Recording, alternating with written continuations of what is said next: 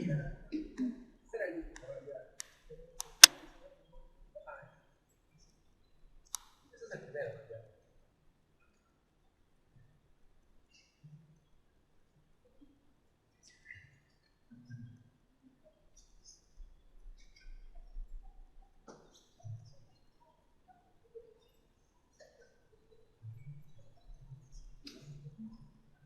A ver, este principio, software funcionando sobre documentación exhaustiva, o no puedo quitar el OpenSpace porque no hay software, pero en general en el desarrollo,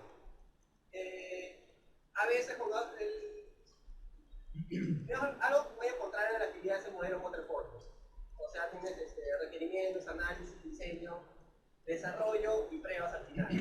Entonces, te puedes pasar 6 meses haciendo works, o hasta un poco más de repente, ¿no? Eso de ahí no agrega nada de valor, porque al cliente un work no le sirve absolutamente nada.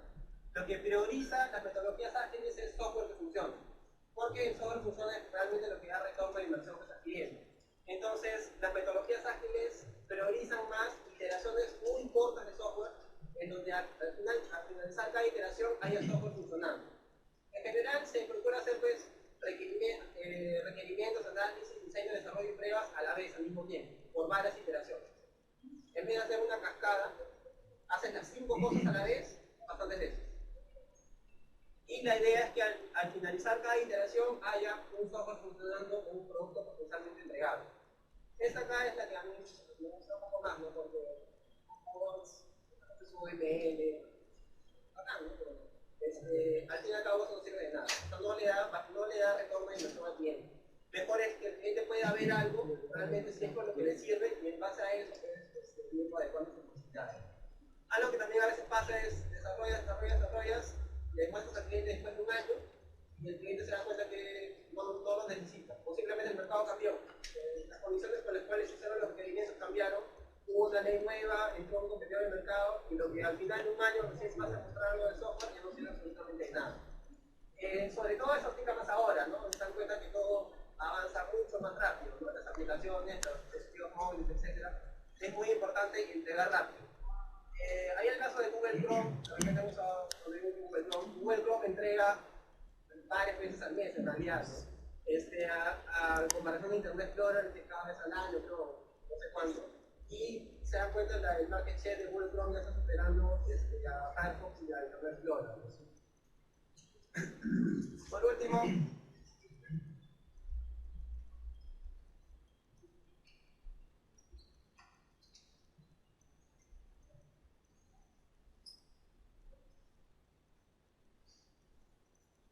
responder al cambio sobre seguir un plan.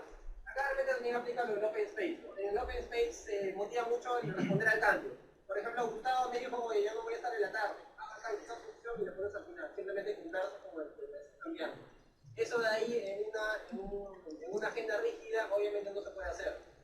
Para mí, bueno, yo he organizado algunos otros eventos con agenda fija y para mí eso involucra un estrés. ¿Por qué? Porque te tienes que asegurar que el speaker esté a esa hora y esté listo para ese momento y no quedas mal con la gente. En cambio acá, en verdad el esfuerzo logístico es mínimo en realidad y el retorno de inversión de ustedes considero que es mucho mayor, porque hay mucha mayor cantidad de temas, los temas están distribuidos entre varios ambientes, se pueden mover las sesiones, se priorizan, quizás, bueno, la idea es que ustedes como asistentes hagan mejor uso de su tiempo y obtengan el mayor retorno. También va del lado de a quiénes se van a conseguir un Gantt.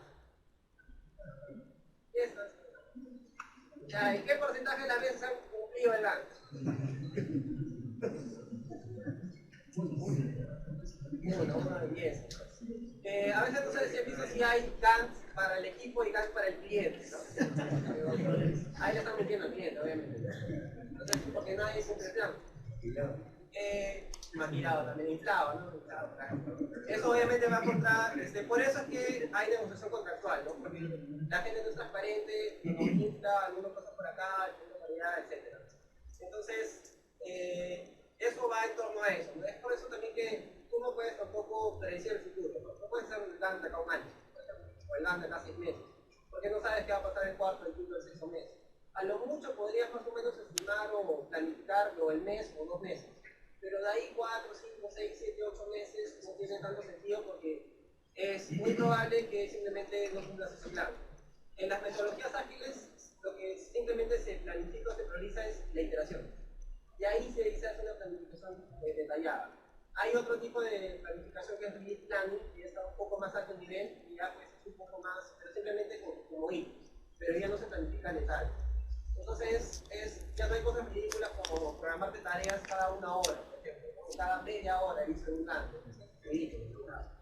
Pones un Gantt, hay un recurso es una mala palabra, 0.5 horas, ¿no? O sea, en realidad esperan que el jefe de proyecto haga cumplir eso de ahí, eso es totalmente absurdo. Entonces, en los métodos ágiles es parecido a lo que hemos visto ahorita en el Open Space. Se dieron cuenta, todo lo que se va a planificar estaba en Postgres. Y la misma gente ponía y organizaba sus tareas. Se promueve mucho eso, ¿no? Que la misma gente se haga dueño de la tarea, se sienta pues, propietario, responsable, y él mismo la ejecute. Así no te sientes cuando un jefe de proyecto te dice, haz tal cosa. O sea, que no sientes que la tarea es tuya, no te comprometes tanto, más que si tienes un conjunto de cosas por hacer, agarras, las priorizas en forma de una de las más importantes, y el mismo equipo se reúne, agarra las tareas y se asignan las tareas. Eso involucra obviamente a otro tipo de equipos, ¿no? Estamos hablando de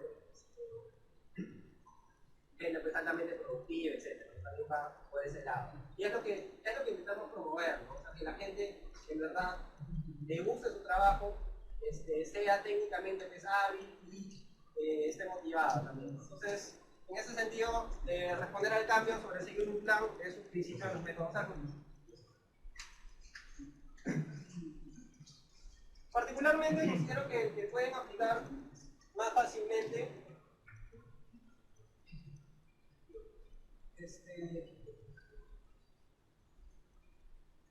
son personas, interacciones y software funcionando. Además, software funcionando. Software funcionando implica, por ejemplo, integrar continuamente, entregar rápidamente, hacerlo de repente entre el mismo equipo y ya tener pues, software corriendo, ¿no? De la manera más rápida posible. Personas, interacciones también, bueno, que tengan skills sociales buenos, en realidad. ¿No? Un poco de lado se promueve tanto el tema de las charlas como el tema que no está tanto dentro de las charlas, por ejemplo, las pizzas, ¿por qué? Porque eso hace que el equipo pues, se cohesione en realidad, ¿no? Y básicamente no olviden ese lado humano, ¿no? No somos recursos, somos personas. Tenemos necesidades sociales, también de divertirnos, de tal manera ser un poco más productivos.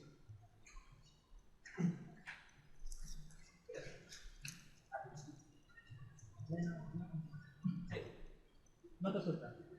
Cuando mencionas en software, va funcionando, por cada iteración va a funcionar. Y al final se lo va a entregar al. No, en cada iteración se le entrega al cliente. No, claro, se entrega, pero obviamente que al final ya el cliente va a tener su ROI. Pero ¿qué pasaría? Ya, la organización no es ejecutiva, pero si quiero hacer un post mantenimiento, ¿cómo haría? Bueno, o sea, la afiliada te dice, documenta lo necesario. Si el cliente te obliga a hacer un cierto tipo de documentación, bueno, lo tienes que hacerlo, pero eso involucra un costo.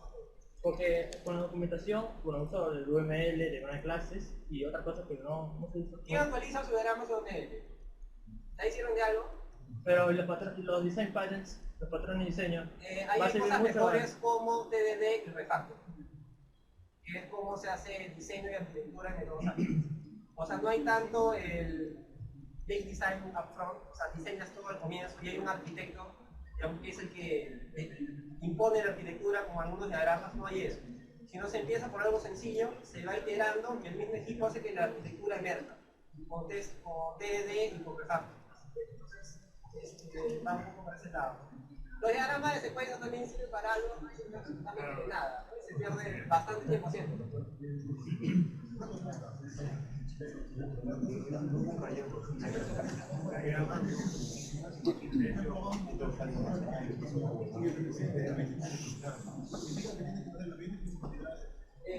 Bueno, eso ya más del lado de release planning y sprint planning. Hay otro lado de cómo estimas, por ejemplo, planning poker es una técnica para estimar. Y hay el tema de medir la velocidad del equipo. Por ejemplo, la velocidad del equipo por cada sprint genera 20 puntos. Entonces ya en base a esa estimación puedes decir de todas las personalidades vas a hacer que están acá. Con mucho mayor grado de sorpresa.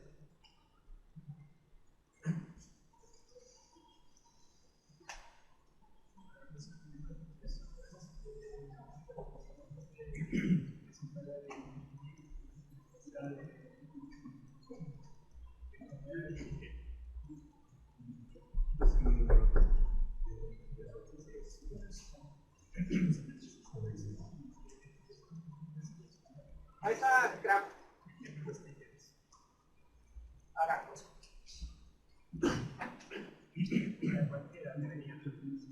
A ver, el primer concepto de Scrum, quizás lo más importante es el sprint.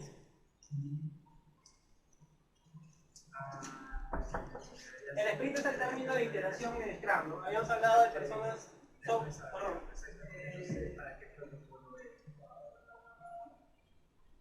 estamos funcionando sobre documentación exhaustiva. La idea es de dividir el desarrollo en varias iteraciones. Normalmente en Scrum puede ser 2 semanas o 4 semanas. Y al finalizar, cada sprint tienes un producto potencialmente entregable, algo que el cliente ya pueda probar. De repente hay muchos periodos de integración por esta en una fase de producción. Pero la idea es que pasan 2 o 4 semanas y el equipo ya tiene algo funcionando. No importa que sea de repente no tenga todo el diseño o no tenga toda la funcionalidad, pero ya le entregas algo al cliente para que lo pueda usar y que te dé feedback. Entonces esto puede ser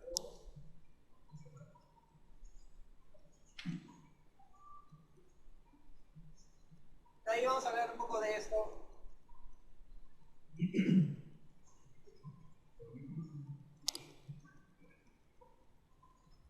A ver, a la izquierda tenemos el Product Backlogs, que es uno de los artefactos de Scrum. Cada rayita podría representar un requerimiento. Los requerimientos en Scrum normalmente por lo general se definen como historias de usuario. No voy a entrar mucho en detalle eso, pero en una oración defines un requerimiento. Entonces, ¿cuál es la idea? Cualquiera puede alterar el backlog, no hay problema. Eso es responder al cambio sobre seguir un plan. Es decir, al comienzo no tienes un conjunto fijo de requerimientos ya establecidos, sino estos acá pueden cambiar en el tiempo. Entonces no hay tanto tiempo que puedes terminar ese código. Entonces,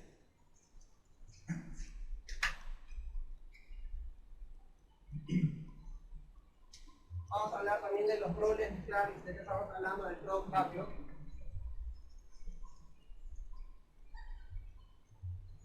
Primero está el Product Owner. El Product Owner es el responsable del Product Backlog.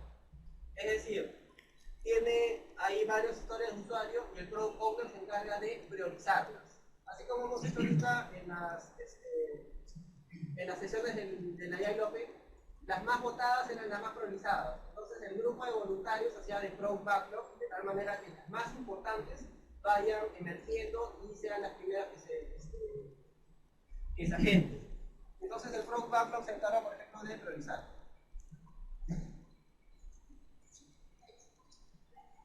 Una vez que está definido el Product Backlog, de ahí pasa al Sprint Backlog. Entonces en una reunión que se llama Sprint Planning, por ejemplo, todo el equipo determina que puede hacer esas 3 historias. Y esas 3 historias pasan al Sprint Backlog. Esta de acá ya es fin. O sea, nadie debería tocar el Sprint Backlog porque estaría interrumpiendo al equipo a implementar esa funcionalidad en ese tema. Pero en el backlog de la izquierda sí es modificable. Entonces,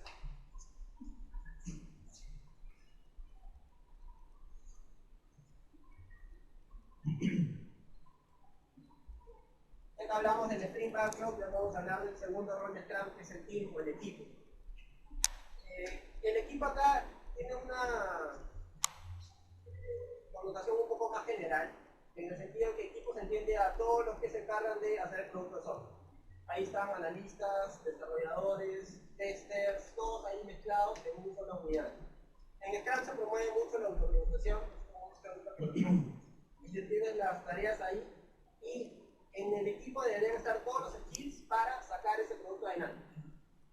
No hay tanta separación de roles como hay en las metodologías tradicionales, analistas, arquitectos, programadores y testers.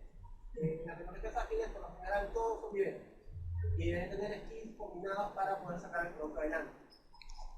Entonces, tienes el Product Backlog con una lista de requerimientos, se pueden agregar más acá. Eso de ahí lo decide el Product Owner, que es está por acá. Luego se estima, por ejemplo, esas tres. Otra gran diferencia en los métodos ágiles con los normales es que es todo sostenible. O sea, no es el jefe de proyecto que hace antojo o presión de la gerencia pone un día, 2 días o 5 días. La idea es que el mismo equipo se reúna con el Scrum Master, que es el que vamos a ver, el Product Owner y de repente algún stakeholder por ahí. Entre ellos definan la estimación de los tiempos. Eso ahí se hace como plan de cultura. Entonces, tienes acá el Product Backlog, hace una cierta estimación, se pasa el Sprint Backlog, eso de acá ya está fijo, digamos. Y el equipo comienza esas tres historias que han definido, las comienza a desarrollar hasta sacar un producto terminado de esas tres historias. Y hay un producto potencialmente entregado. Vamos con el tercer rol. El Product Owner es responsable del producto.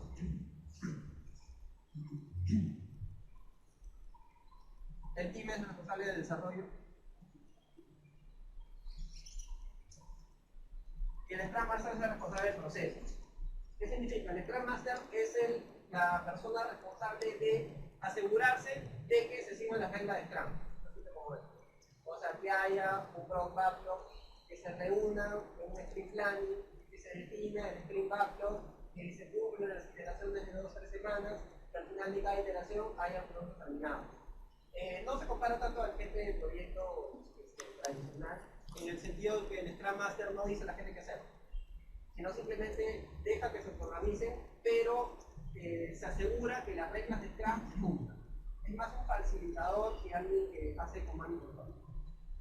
Entonces, ahí tienen al Scrum Master. Ahí vamos un poco con las reuniones. Déjame comentar todas las reuniones algunas. Ya hemos hablado una acá que se llama Sprint Planning. El Sprint Planning es pasar del Product Backlog a un Sprint Backlog. Eso se hace al inicio de cada sprint. Al finalizar cada sprint,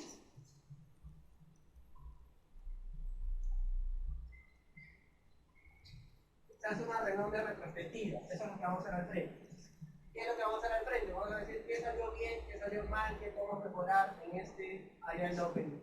Por ejemplo, algo que podríamos mejorar sería el tema de la votación. Como ya ha venido bastante gente, mucho más de la que realmente esperábamos. En el segundo día del Open hubieron 60 o 80 personas en la apertura. Era manejable hacerlo de forma manual. Pero ahora creo que han venido más de 200 personas en la apertura. Y ya, pero justamente ya se hacía un poco más complicado. Para el siguiente, hacerlo mejora en ese sentido. Pero la idea justamente es eso, ¿no? Hacer un alto, detenerte, no cometer los mismos errores y procurar una mejora continua en ese tipo de reunión. Ahí hay otra que se llama Daily Scrum. El Daily Scrum, como su nombre lo dice, es una reunión diaria. Esa reunión la facilita el Scrum Master. Y por lo general se procura que dure nada más 15 minutos.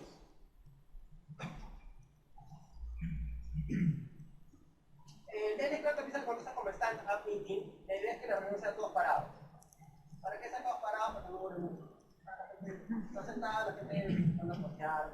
Están parados alrededor del dashboard. Digamos que refuerza que la reunión sea mucho más ágil. Y en el dashboard se ve las tareas que están por hacer, las tareas que están en progreso. De repente hay una que está bloqueada por algún motivo. Entonces el equipo la comunica y el Scrum Master es el encargado de romper ese impedimento. Entonces digamos que el seguimiento del proyecto se hace en esta reunión que se llama Daily Meeting. Ahí se actualiza el panel de tareas. Una consulta con respecto al Scrum. El tamaño de equipo que está orientado, ¿cuál es la cantidad del rango? ¿Hay una cantidad mínima máxima? 7 más en los 2. 7 más en los 2. No debe ser equipo muy grande. Porque, por ejemplo, el Daily Scrum se está hablando de un equipo de 20. Es muy complicado. Ahí, bueno, eso es otro tema que se llama escalar Scrum. No podemos escalar Scrum para equipos más grandes. Ahí a veces haces Scrum. O sea, tienes varios equipos. Y cada uno es un equipo Scrum. Y de ahí se reúnen, por ejemplo, todos los Scrum Masters en otra reunión de Scrum. Como que escalan de los desarrollos que están en clase a un nivel superior, para coordinar más. ¿Otra pregunta? Quita, 2 minutos. Vamos a XP. Scrum está más orientado a la gestión de equipos.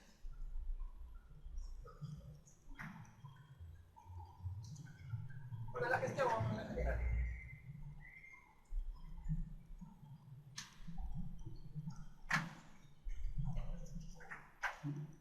Si Scrum está orientado a la gestión, XP está más orientado a la ingeniería. Es decir, Scrum no te dice realmente cómo hacer software. Se dan cuenta, ni una regla, ni una cosa que les he comentado antes de Scrum te dice realmente cómo debes desarrollar software. Simplemente te dice cómo priorizas, cómo iteras, qué orden debes tener, qué roles podrían ser adecuados para tu proyecto. Pero no te dice realmente qué es, cómo hay que desarrollar software. En ese sentido, XP complementa, diría, bastante bien a Scrum y por lo general se usan veces de forma complementaria. Entonces en XP hay una serie de prácticas.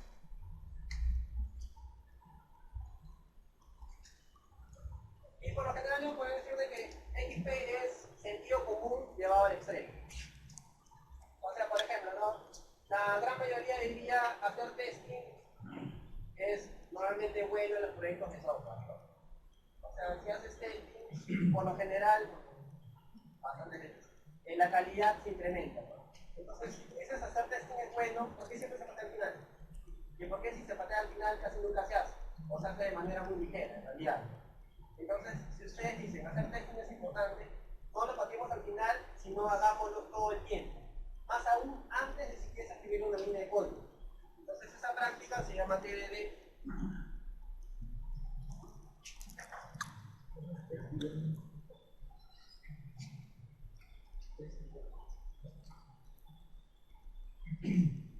TDD es desarrollo guiado por pruebas. Básicamente se rompe un esquema que debes probar después de desarrollarlo. En TDD desarrollas la prueba antes de siquiera escribir una línea de código. Desarrollas el código que hace que pase la prueba y de ahí refactorizas. El ciclo de TDD está relacionado a otra práctica que se llama refactor. Si quieren ver cómo se hace TDD y refactoring, primero ir al código. Ahí vamos a ver cómo es el ciclo rojo, verde, refactor de TDD. Van a poder, de repente, si van a enviar las de refactoring, le van a comentar ciertos refactoring que se puede hacer.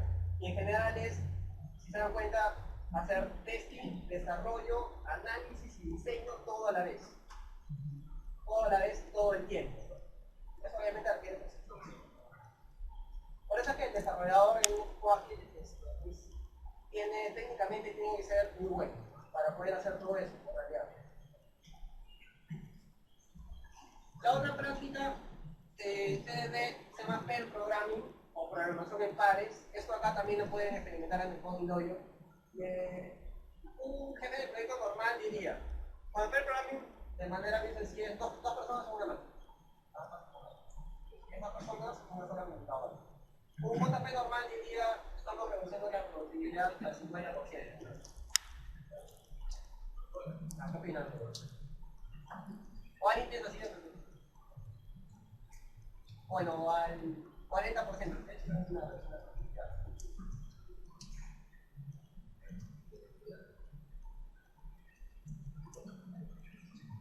Lo que dice Marty Fowler es, eso sería cierto si es que la principal actividad del desarrollo de software sería teclear. Si ustedes consideran que desarrollar software es machucar teclas, obviamente sí, ¿no? Si tienes a dos personas en un solo teclado, estás produciendo la mitad. Pero el desarrollo de software es una actividad mucho más abstracta y requiere mucho más pensamiento analítico que simplemente teclear. Teclear realmente es lo último, no piensas en el algoritmo, en el diseño, el patrón de software, aplicar un framework, etc. Más que el simplemente hecho de teclear. Entonces, pair programming para mí ayuda en dos cosas. Una es, ayuda a que el conocimiento del equipo se distribuya de manera mucho más rápida. ¿Qué quiero decir con eso? Por ejemplo, si tienes un senior, hay dos roles en pair programming.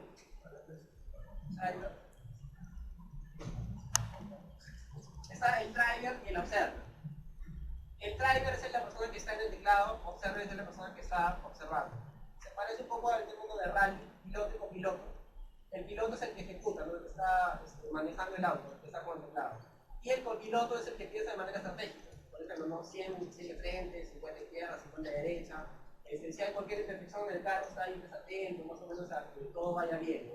Entonces la idea precisamente es eso, ¿no? El driver es el que está en la computadora implementando y el observer está pensando el algoritmo, aplicar un patrón de diseño, observar una mala práctica, etc. ¿no? Entonces, si pones a un senior del junior, el senior del driver y el junior de observer, digamos, de una manera muy rápida y muy directa, lo puede capacitar.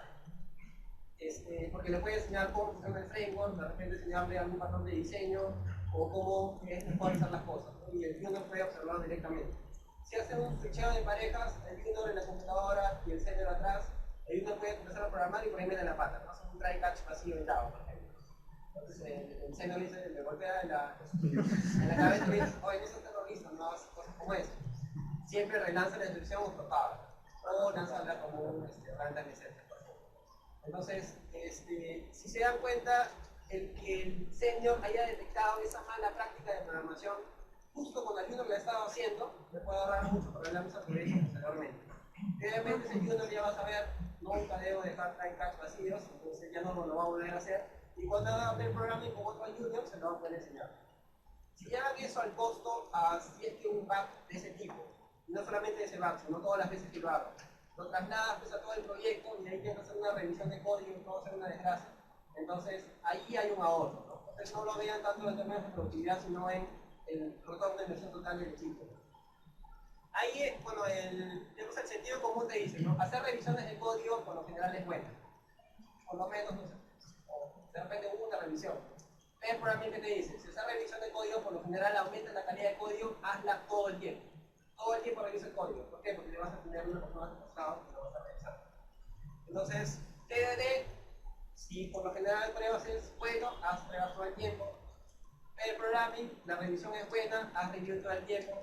Refactoring, si por lo general ustedes dicen aplicar diseño es bueno, haz diseño todo el tiempo. ¿Qué quiere decir eso? En todo momento estate buscando refactorings. ¿Qué quiere decir eso? ¿Ves algún problema en diseño? Refactorizas. ¿Ves un if, else? Ya acá. If, else, if. Ahí te comienzas a preocupar, ya te un poquito. If, else, if. Ahí ya comienza, ya te duele bastante porque te cuesta un poco buscar el eso, ¿no? De ahí dices, oye, esto acá realmente está mal, no vas a tener de hecho nuevos casos en el negocio, van a haber nuevas reglas de negocio, vamos a seguir arreglando ahí, mal, ¿no? Entonces, hagamos un refactoring, pasamos un patrón estratégico y aplicamos por el morfismo, por ejemplo. Entonces ahí haces un refactor. No puedes mandarte a hacer refactor sin tener test, porque es como irte a la guerra a calar. Entonces, la idea es justamente, te defiendes con los test unitarios, ya sabes que esa funcionalidad está bien, aplicas refactoring mejorando el código y corres de nuevo los tests. Así estás más o menos seguro que tu cambio, a lo mejor en el diseño, no ha impactado en el código. Eso acá también nos había escuchado, si funciona no lo toques. ¿Eso es bueno o malo? Malo, no malo porque el código se comienza a pudrir. Si todo el mundo piensa, si funciona no lo toques, pasa eso, ¿no? Switch, case, copy paste. Entonces, en Street Programming en general la actividad es, si funciona, mejora. Y eso tiene que estar como parte del espíritu del equipo. O sea, ver código, pero que no sea tuyo y sientas que huela mal, que duela tal el alma, y esto está feo, ¿no? ¿Cómo está desarrollado, no? Tiene test, acá, si hicieron un test, entonces hagamos un refactor y se mejora el código.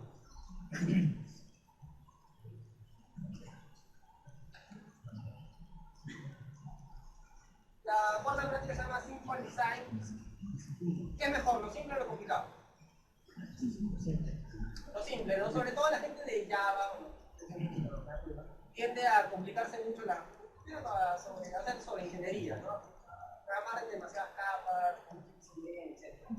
Entonces ahí lo que procura que XP es hacer el diseño simple, comenzar con lo mínimo que pueda funcionar, de tal manera de hacer una iteración más rápida y tener un producto terminado más rápido, y a partir de eso mejorarlo con refactores, TDD y pair programming hasta que tengas un diseño bueno.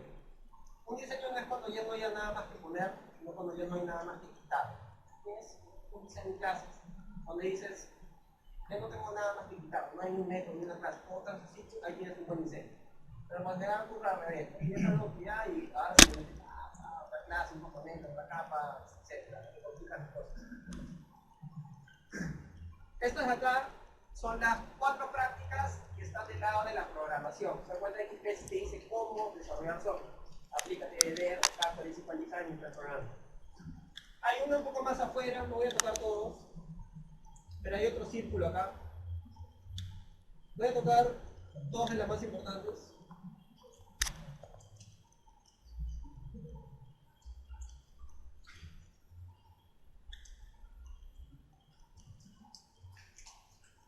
Integración continua y propiedad de código compartido. Voy a empezar por propiedad de código compartido. ¿Quién ha metido mano en código ajeno? Por lo general es feo, ¿no? Y por lo general se evita hacerlo. En XP eso no pasa. O sea, un equipo de XP no tiene propiedad de código individual, en este caso. Hay varias formas de propiedad de código, ¿no? Una es, tú solamente tocas tu clase. Forma de propiedad de código. O sea, si tienes que modificar un método, ves quién es el que lo ha hecho y desde ahí tienes que modificarlo. El problema de eso es que tiene códigos de botella. Esa persona se va del equipo, sabe cómo ha desarrollado lo que ha hecho. Entonces ahí tienes un problema. Otra puede ser por capas, ¿no? Como forma de tener propiedad de código. Los que hacen frontend, los que hacen backend, los que hacen PLSQL, por ejemplo. Ahí también es otra forma de tener propiedad de código, ¿no? Otra es, ese código de las islas musicales. El último es el que tiene la culpa, ¿no? El último que tuvo el código y hizo que se rompiera, a ese le echas parte. Nada, son practicantes, oye, a ver esta funcionalidad acá y pum, se rompió. Entonces, lo pones a modificar esa parte del código. Eso por lo general te cuento. Entonces, en XP todos son propietarios de todo el código y se sienten dueños de ese código. O sea, hay un sentido de propiedad, ¿no? Ese código es mi creación, mi arte, y yo debo continuamente mejorarlo. No puedes tener propiedad de código compartido sin TDD, obviamente, ¿no? ¿Por qué? Porque no le vas a meter mano a un código que no sabes cómo funciona. Si tienes un test que te prueba esa parte del código y ya sabes qué es lo que hace, puedes modificar eso acá. Corres el test y estás más o menos seguro que el código no ha sido error. La otra es integración continua. Integración continua es integrar es bueno o malo. Integrar bueno por lo general, sobre todo si se pasa al final. Delegando. Integración, 5 días, ¿no? Una semana como te decía. Entonces, ¿qué te dice XP? Si integrar por lo general duele y mientras más tiempo pase, más difícil es de integrar, integra todo el tiempo. En equipos de XP puede estar integrando a cada hora, por ejemplo. ¿Cómo? Tienen un servidor de integración continua. Vamos a ver alguna charla por eso. Entonces, si es que tienes un build automatizado, un script, por ejemplo con Maven, tienes test unitarios, puedes hacer mediante ese script, haces checkout al código, por ejemplo de branch o por ejemplo de Git, vamos a hablar de branches, de integración de branches. Corres todas las pruebas unitarias en TDD, corres todas las pruebas, bueno, primero compilas, corres todas las pruebas y te entregas automáticamente en un servidor de integración continua. Aparte, le podrías aplicar reglas de estándar de código, por ejemplo, ¿no? Hay varias librerías que te revisan que todo el código cumpla con estándar. Hay varias librerías que, por ejemplo, te detectan mal las prácticas de programación y te botan un reporte. Si es que alguien irresponsablemente hace commit a un código que no compila, el integrador continuo, obviamente, se cae la compilación y le manda un correo al responsable del proyecto. O un tweet, o un mensaje de TikTok, o un mensaje de Messenger, o un mensaje de lo que fuese. Las herramientas de integración continua por lo general tienen eso.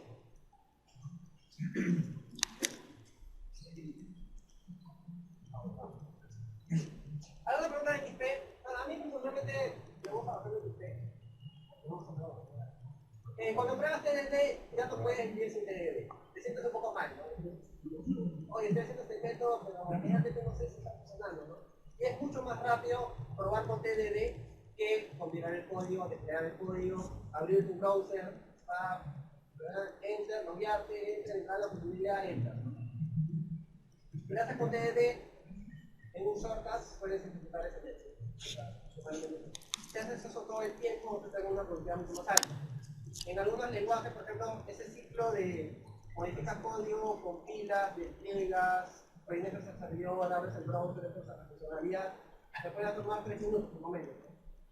Si es 3 minutos multiplicado por cuántas veces en teoría deberías probar lo que estás haciendo, aquí es un costo, ¿no? Por ejemplo, 20 veces o 10 veces, media hora diaria estás perdiendo. Multiplicas por el punto por hora del desarrollador, por todo el largo del proyecto y tienes plata, realidad, lo que hubiese utilizado mejor que hacer más funcionalidades. ¿Una pregunta?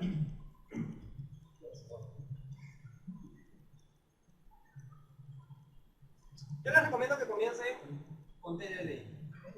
Es la que hizo más famosa aquí en el programa.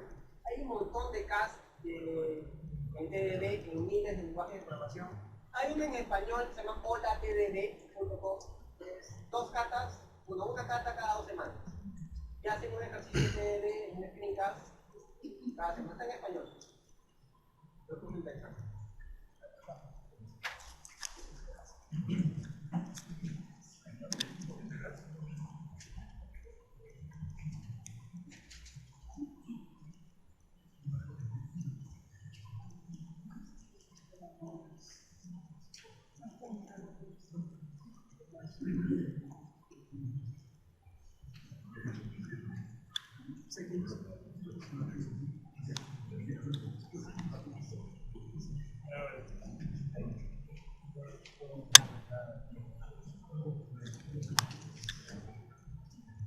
Por último vamos a hablar de Kanban. Kanban es relativamente un poco más nuevo.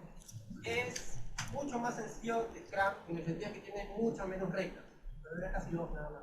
Scrum sí tiene una cantidad, bueno, tiene como 15 reglas, no recuerdo cuántas. Pero sí te define roles, no puedo poner artefactos, reuniones, etc. En cambio en Scrum la idea de Kanban, perdón, es utiliza el proceso que estás haciendo. O sea, como sabes, en un software sigue haciendo eso. Pero tiene 2 reglas principalmente. Una se llama visualizar el workflow. ¿Qué quiere decir eso? Por ejemplo, si tú tienes, no importa un cambio en cascada, por ejemplo,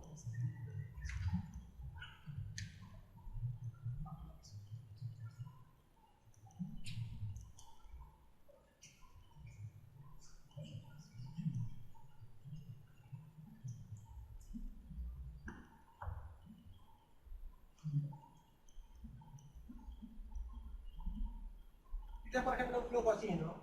Tienes los requerimientos,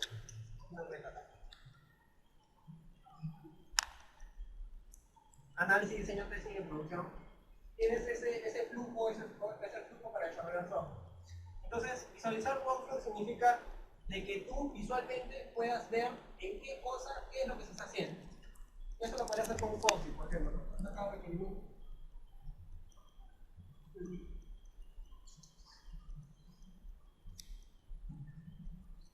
Es algo así, ¿no? Este POSIT podría estar con nombre acá. Entonces eso quiere decir, el workflow es visual. O sea, sabes de una manera visual qué es lo que se está haciendo en determinada fase del desarrollo. El primer paso es hacerlo explícito, hacerlo visible. Eso va a ayudar pues, al equipo también, ¿no? Va a promover la comunicación y hacer que se vea lo que se está haciendo. Y la más importante es esta acá, limitar WIP.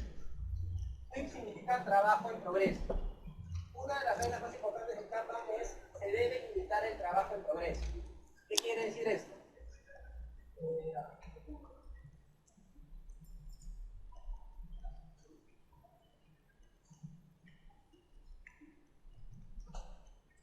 Por ejemplo, tenemos acá unos requerimientos, ¿no? Viene el analista, comienza a desarrollarlo. Pasa el documento de diseño, lo comienza a hacer, el desarrollo, perdón, y de ahí se lo pasa a testing. De ahí entra otro, análisis, desarrollo, testing. Análisis, desarrollo, testing. Por alguna razón, el de testing no puede probar. De repente porque no tenía data, o porque la misma de testing no está lista, o porque no es igual al de desarrollo, y por alguna razón se bloquea. Entonces, si es que por algún motivo seguimos en este paso y cada uno hace solamente lo que tiene que hacer, a este de acá se le van a poner un montón de tareas. Porque está bloqueado de alguna manera. Si lo desarrollo y el análisis sigue avanzando al mismo ritmo,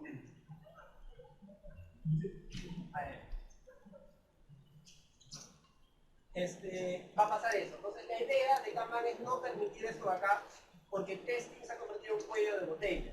Entonces la idea es, por ejemplo, máximo acá deben haber 3 tareas. ¿Qué significa eso? Que yo máximo puedo tener esto acá. La idea es que si es que desarrollo termina una tarea acá y la quiere pasar a testing, ya no va a poder, porque el límite es 3. Entonces este desarrollador debería irse a hablar con el testing y decirle, oye, ¿por qué no puedes pasar a producción esta tarea? Ayudarlo a hacer que esta acá pase acá, de tal manera que el de desarrollo ya pueda tener una tarea acá. Entonces, se dan cuenta es optimizar el workflow, ¿no? La idea es que una tarea a partir de requerimientos pase en el menor tiempo posible a producción. Una manera de hacer eso es limitar el workflow. Por ejemplo, los testing solamente máximo 3, desarrollo máximo 4, análisis máximo 3. Y así, si es que acá están en el tope, estas tareas se comienzan a bloquear. Y eso fuerza a que este cuello de botella se detecte, acá ya se dan cuenta, ¿no? Acá pasa algo malo. Y esos acá pueden irse para acá. De tal manera que se vayan liberando, pasen las tareas para allá. ¿Okay? De manera bastante breve. Eso lo pueden aplicar también a tu vida. Hay personal Kanban para hacer cosas. Por ejemplo, ¿no? Con las cosas que quisieras hacer, por ejemplo, viajes. No tiene sentido que planificar muchos viajes. Por favor, quédate con 2 nada más, que son los que podrías tener en un año, y planifica esos 2.